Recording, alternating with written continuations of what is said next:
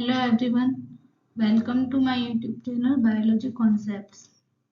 Guys, हम आज जो है ब्लड के बारे में पढ़ेंगे। तो आइए चलिए स्टार्ट करते हैं। ब्लड क्या होता है? एक टाइप का कनेक्टिव टिश्यू होता है और कनेक्टिव टिश्यू में भी ये वेस्कुलर कनेक्टिव टिश्यू होता है। अब ब्लड की जो स्टडी होती है उसे कहते हैं हेमेटोलॉजी, और अगर ब्लड सर्कुलेशन की स्टडी होती है तो उसे कहते हैं एंजियोलॉजी। और एंजियोलॉजी के फादर जो है वो है विलियम हार्वे। ब्लड का जो पीएच होता है वो होता है 7.4, यानी कि ये जो होता है वो लाइटली अल्केलाइन होता है। हमारे शरीर का 5 से 6% पार्ट जो होता है वो ब्लड होता है, और अगर इसकी क्वांटिटी पूछे तो 5 to 6 लीटर। ब्लड जो होता है वो शरीर का सबसे सॉफ्टेस्ट टिश्यू होता है, यानी कि सबसे कोमल भाग होता है। ब्लड जो होता है फाल्स कनेक्टिव टिश्यू होता है, क्योंकि जो इसकी मैट्रिक्स होती है वो फाइबर फ्री होती है, यानी कि इसकी मैट्रिक्स के अंदर फाइबर्स एब्सेंट होते हैं। इसके अलावा जो है ब्लड के अंदर हार्मोन्स भी पाए जाते हैं। आइए हम देखते हैं। इसको हम ब्लड का कंपोजिशन भी कह सकते हैं, या फिर रक्त को दो भागों में बांटा गया है यूं भी कह सकते हैं, या फिर हम इसे भी डिस्क्राइब कर सकते हैं कि रक्त के जो घटक है यानी कि कंपोनेंट्स कौन कौन से होते हैं। तो इसको जो मेनली जो है दो पार्ट में डिवाइड किया गया है। पहला आता है ब्लड प्लाज्मा और सेकंड है ब्लड कॉर्पसल्स, जिसे हम बचपन से ब्लड सेल्स पढ़ते हैं, जिसके अंदर हम पढ़ते हैं आरबीसी, डब्ल्यूबीसी और प्लेटलेट्स। हम इसको फ्लो चार्ट के थ्रू भी समझ सकते हैं। तो ये हमारा हो गया होल ब्लड, जिसको टू पार्ट में डिवाइड किया जाता है। एक तो होता है हमारा प्लाज्मा, और दूसरा ये यहाँ पे लिखा हुआ है फोर्म एलिमेंट, या इसको हम ब्लड कॉर्पसल्स या ब्लड सेल्स भी कह सकते हैं। अब प्लाज्मा जो होता है वो 55% पार्ट होता है टोटल ब्लड का, और ये जो ब्लड कॉर्पसल्स या ब्लड सेल्स जो होती है वो 45% पार्ट बनाती है ब्लड का। अब प्लाज्मा में भी वापस से अलग अलग कंपोनेंट्स हैं, जैसे कि एमिनो एसिड्स हो गए, नाइट्रोजन वेस्ट हो गए, न्यूट्रिएंट्स होते हैं, इलेक्ट्रोलाइट्स जैसे कि सोडियम या फिर पोटेशियम। इसके अलावा प्रोटीन जो होते हैं वो तीन टाइप के होते हैं, एल्बुमिन्स, फाइब्रिनोजन, ग्लोबुलिन्स। इसके अलावा भी और प्रोटीन प्रेजेंट होती है जो कि हम आगे देखेंगे। इसके अलावा इसमें गैसेस को इंक्लूड किया जाता है। फिर हम देखते हैं दूसरा वाला पार्ट। इसके अंदर जो होती है ल्यूकोसाइट का मतलब होता है WBC, और प्लेटलेट्स को थ्रोम्बोसाइट कहते हैं, और एरिथ्रोसाइट का मतलब होता है RBC। अब ये जो WBC यानी कि ल्यूकोसाइट जो होती है वो टू टाइप्स की होती है। एक तो ग्रेन्युलोसाइट्स होती है और एक होती है अग्रेन्युलोसाइट्स। अब ग्रेन्युलोसाइट्स के अंदर थ्री टाइप के आएगी। पहला आता है न्यूट्रोफिल्स, सेकंड आता है बेसोफिल्स, और थर्ड आता है इओसिनोफिल्स। और एग्रेन्युलोसाइट्स में दो, एक तो आता है लिम्फोसाइट और दूसरा आता है मोनोसाइट्स। अब गाइस, आज जो है चूंकि ब्लड जो है बहुत बड़ा पार्ट होता है, तो इसके अंदर आज के सेशन में हम जो है ओनली फॉर ब्लड प्लाज्मा वाला जो पार्ट है उसी को कवर अप कर पाएंगे। तो ये जैसा कि मैंने पहले ही बताया 55% पार्ट होता है ब्लड का। इसको भी हम दो पार्ट में डिवाइड करके देख सकते हैं। एक तो होता है इनऑर्गेनिक पार्ट और दूसरा होता है ऑर्गेनिक पार्ट। इनऑर्गेनिक पार्ट जो होता है इसमें वाटर, प्लाज्मा के अंदर जो वाटर है वो 90 to 92% तक होता है। इसके अलावा इसमें सॉल्ट्स प्रेजेंट होते हैं 0.8 से 0.9% तक, जिसमें कि मेनली जो होता है वो NaCl प्रेजेंट होता है।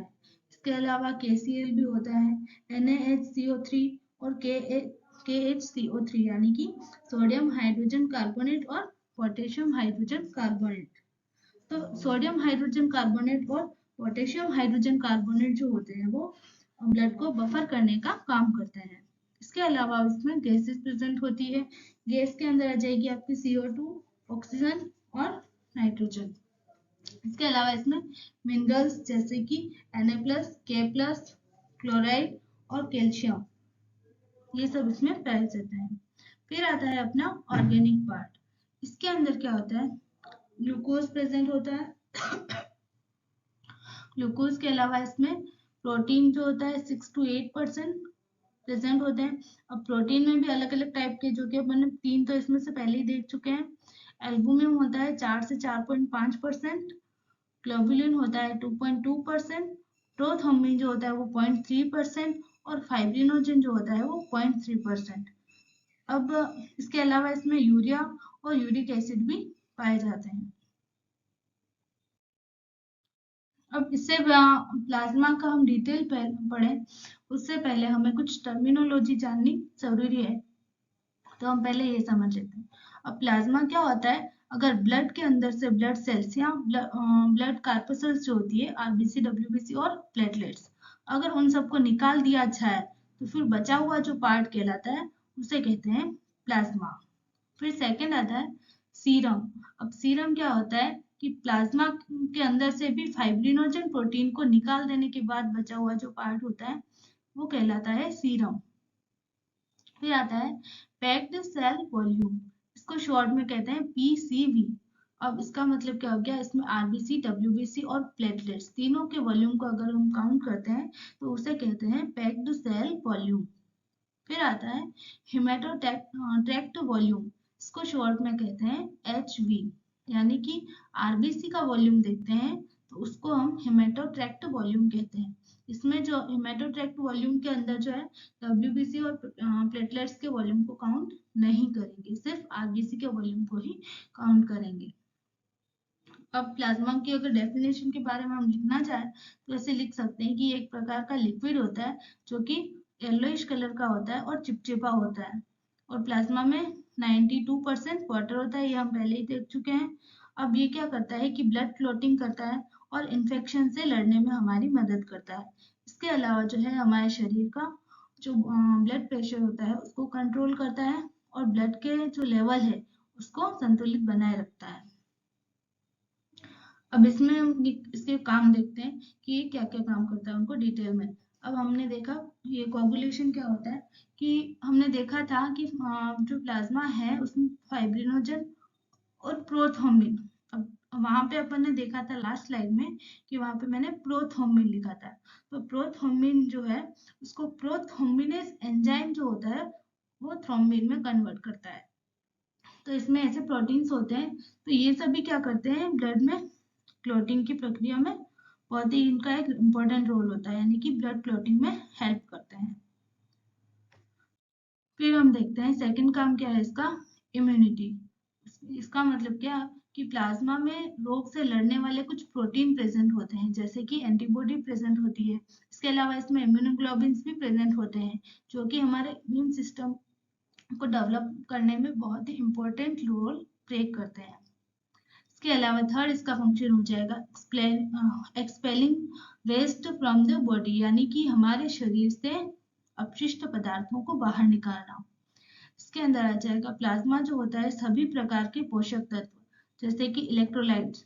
इलेक्ट्रोलाइट्स क्या होते हैं वो मैं आपको पहले ही बता चुकी हूँ, सोडियम, पोटेशियम वगैरह।